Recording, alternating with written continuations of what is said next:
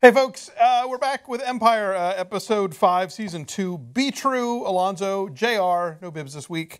He'll be back after the World Series. Well, we'll all be back after the World Series. So yeah, we got a week off. Okay, okay. Tell me if I'm crazy here. Mm-hmm. Is the show sort of going halfway on having a devoutly Christian character by making that character the bipolar one who has a tendency to go off his meds and have delusions?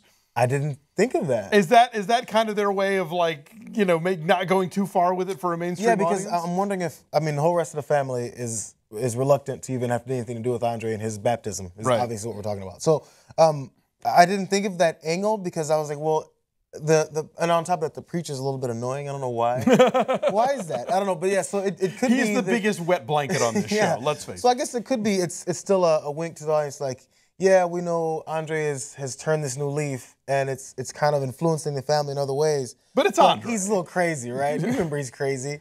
So, and of course, I'm sorry to use, I was told that I used crazy wrongfully as, you know, because obviously if it's a bipolar disorder, it's not crazy. Right. No, but yes. but when he goes off his meds, the things happen. Yes. And it's not pretty. That mugging was pretty. Oh, that's right. Creepy. Yeah. Okay. So this is the question. So before they even really said it, were you already wondering, is this being set up? Because I didn't at all. I mean, you know, I knew that the last time that happened with Jamal, obviously, it was something that Andre had set up. But they've also talked about the neighborhood that studio is in as being sketchy, so I didn't immediately get a red flag. They didn't seem connected. I mean, which I think we'll find out later. The people who were looking to extort, and now Cookie has her new, I guess, security slash concert promoter, yeah, who's in the house. So he points out it's just general sketchy guys who see your name and go money, money, money. Right. So there's no way that would necessarily be connected to something that Lucius is doing. It's just coincidence that she's getting it from two fronts. I guess. I'm just thinking it's all thirsty now. Everything seems like it's like thirsty is the man behind the throne, like, you know. I don't know if you were on the boat in the first place, but I've always liked thirsty. I feel like that was the general point of the panel. Is that starting to change for you? Well, I mean, it depends on your definition of like. As a character, yeah. I mean, I'm glad he's here. I'm glad he's stirring the pot. But I mean, obviously he's. Is he one of the bad guys that you root for? Because that's the hard pull of this show. Yeah, there's bad guys that you're still rooting for. I'll tell you, he's a bad guy who makes things happen. Yeah, and that's always good on television. Yeah. So yeah, I was against Andre giving him attitude. Honestly, I was like, come on, calm down. Well, Let him have his drink. I guess I can see, but also it's like my dad's not here. Get the fuck out of his office. I could totally see where that was coming from. Okay. I love that the word heteronormative was spoken on network television. Look it up, kids. Yeah, and that was. I mean, again, we talk about how this show will throw in big ideas of things that are happening in the world in the weirdest context. You know, like they've kind of touched on like Black Lives Matter and stuff. This was. There is genuinely a conversation in the LGBT community about whether or not marriage was the thing to be spending our resources fighting on, if it's not just a way of, you know, following in the footsteps of what straight people do, yada, yada, yada. I mean, there are different opinions about it, but you don't ever hear that other side on television, so that was interesting that it was brought up even though it was raised by... that artist guy, I think he looks like if Paul Giamatti had a son who'd just gotten out of rehab.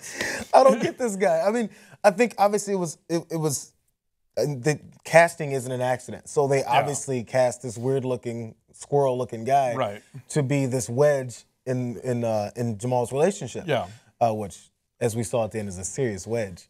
Relationship. I don't know that it's not working all that well. I mean, what do we think happened on the balcony? Did he just offer, or? Well, I think he kind of pointed out. He's like, "Don't worry, it was my idea." I think it was the line he said after he was caught, and obviously didn't care. He's like, "Don't get on him. It's my idea." So, and again, as from the beginning, we've always noticed. Is it? I always forget his name. His Jamal's boyfriend's name. Oh, Cow Eyes. I don't remember his name either. Actually, I like the name for him, Cow Eyes. He's never done anything that is useful or helpful to anyone yet. He's kind of a dead weight. Guy. It's like he's the eye candy for the show. Be like, oh, cute looking guy, right? And then they move on. He's a good looking guy. And he's the male bimbo of this show. Like he's clearly not swimming in the waters with these other folks as far as. So where do you think is this revenge? Was it like, I'm gonna get back at him? Even though he found out Jamal had turned down the exact same offer. I know. I don't know. I find this character to be so there as a plot device anyway. That when whatever went down or didn't go down on the balcony, it's like this was all a laborious way to get him to get Jamal to not take him on tour. Right. And I'm frankly all for that because he's a big bore. And I'm sorry, and a small thing because we're talking about Jamal going on tour. Neil, the action musician, is a really good actor. He is. Right? I was enjoying his scenes. I actually point out, I was like, you know what? I'm not realizing that he's acting. Because usually if it's an athlete or someone who's more known as a musician or other profession, you think, oh, I see him acting. He's doing all right, but I can tell he's acting. Yeah, especially when they're playing themselves. Exactly, exactly. That's hard to do. He was very smooth. Yeah. And, well, I'm trying to, what were Cookie's big moments this week? Well, her whole stuff, one of the best whispered church conversations I've ever heard.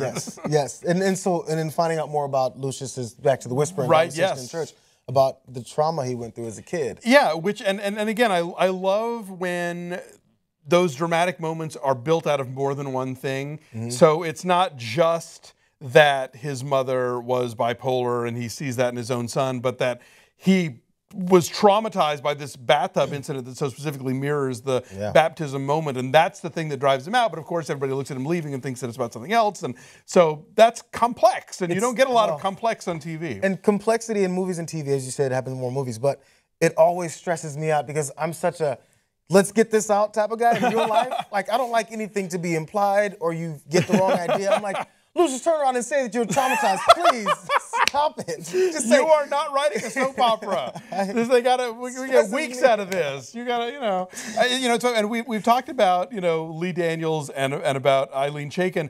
I want to give a shout out the other big executive producer on the show, Sanaa Hamri, great black female filmmaker, did a movie called Something New that if you haven't seen is, I think it might be on Netflix, worth looking for. But I think really smart and a really good storyteller, and I think she brings a lot to the mix here. At least I'm assuming based on the results that we're getting. So it's got me stressed out.